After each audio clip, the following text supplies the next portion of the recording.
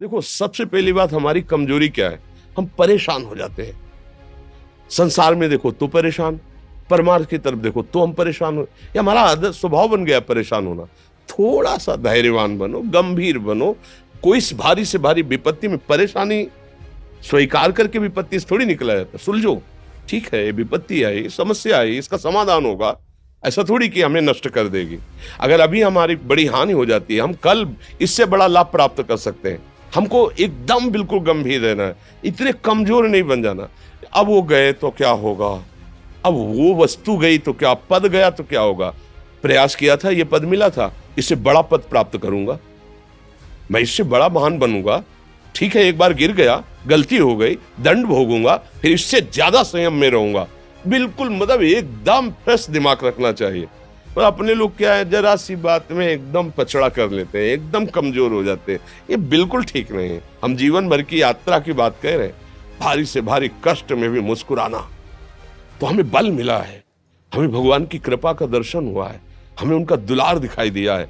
अगर ऐसे तो भाग जाते, फिर परमार्थ में थोड़ी चलना होता है।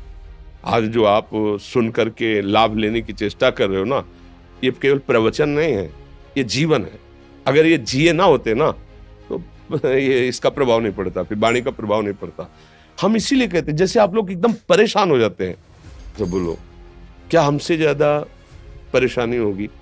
दोनों किडनी खराब, दवाई लाने के लिए पैसे नहीं, पानी रखा है, हम उठ के पी नहीं सकते, भीषण शरीर में कष्ट, भीषण बुखार, क्योंकि किडनी फेल, जरा में बुखार, खाने को क्या, रोटी मांग के लाओ। अगर वहां सब्जी मिलती है तो लाल मिर्च ऐसी पड़ के मिलती थी कि वो पा नहीं सकते थे। आप सोचो, पानी लाना है तो मुझे लाना है, पीना है तो मुझे पीना है। अगर मैं हारता तो कहां पहुंच जाता, क्या स्थिति होती? नहीं, मरना है, पर कदम पीछे। कोई दिन ऐसा नहीं जिस दिन सेवा ना की हो, जिस दिन सेवा ना गए हो। गुरु जी की सेवा में जाना है, पहले अपने को स्वस्थ साबित करना है, नहीं वो सेवा नहीं लेंगे। तुम बीमार हो, तुम कष्ट में हो, ऐसे उनकी दृष्टि परेशान थी। सेवा की, आके लेट गए।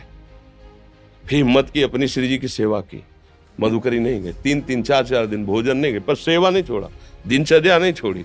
और उसका प्रधान कारण संयम, ब्रह्मचर्य, भगवत आश्रय, नाम जप, कभी हारने नहीं दिया। अभी भी थोड़ी देर बाद डायलिसिस शुरू हुआ। हारने, आपको हारे हुए नजर आ रहे हैं? शरीर में पीड़ा है, किडनी फेल है, ऐसा थोड़ा हम स्वस्थ बैठे हैं। पीड़ा है, बार बार प्यास लगती है, थोड़ा थोड़ा पानी मिलता है, लेकिन हम आनंदित हैं, हम प्रसन्न हैं। हम लड़ाई में हारे नहीं हैं, ना हारेंगे। हम जीत चुके हैं, हम अपने मालिक के भरोसे में अपना सब बात। तो वो, ये हम अपनी बड़ाई नहीं बता रहे, हम आपको बता रहे समस्या।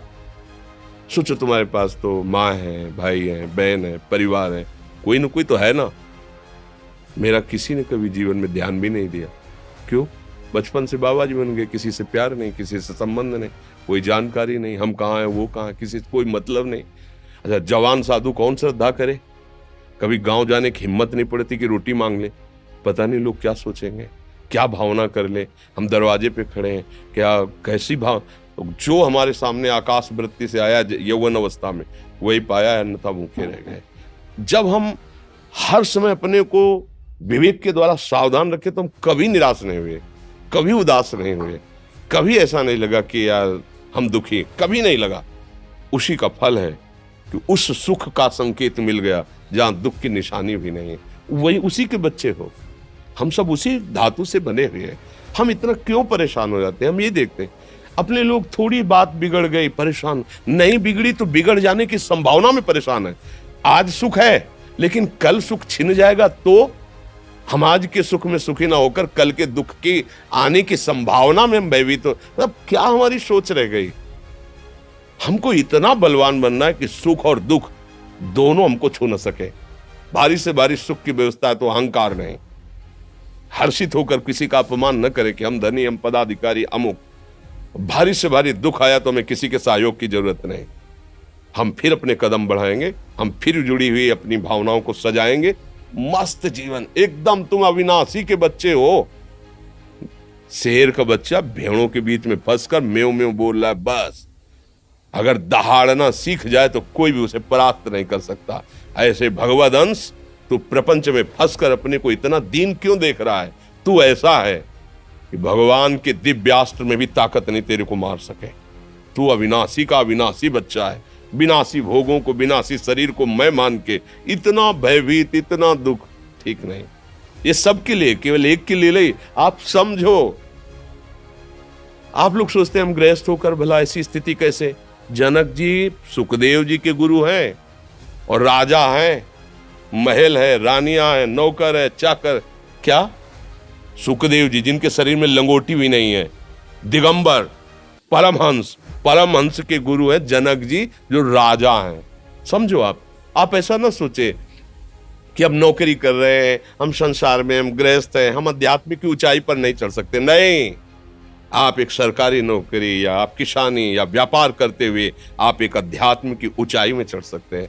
और अध्यात्म ही है जो तुम्हें इस माया के दुख सुख से ऊपर उठा सकता है। दूसरा, चाहे जितनी संपत्ति आ जाए, आप सुखी नहीं हो सकते। सब देख लो, आंख खोल के देख लो, अध्यात्म ही है जो तुम्हें हर कष्ट सहकर मुस्कुराकर जीने का रास्ता बता देगा। कि आप आनंदित हो जाओगे, कुछ नहीं बिगड़ा। अध्यात्म है तो कुछ नहीं बिगड़ा, अध्यात्म नहीं है तो कुछ नहीं बना, कुछ हाथ नहीं लगने वाला।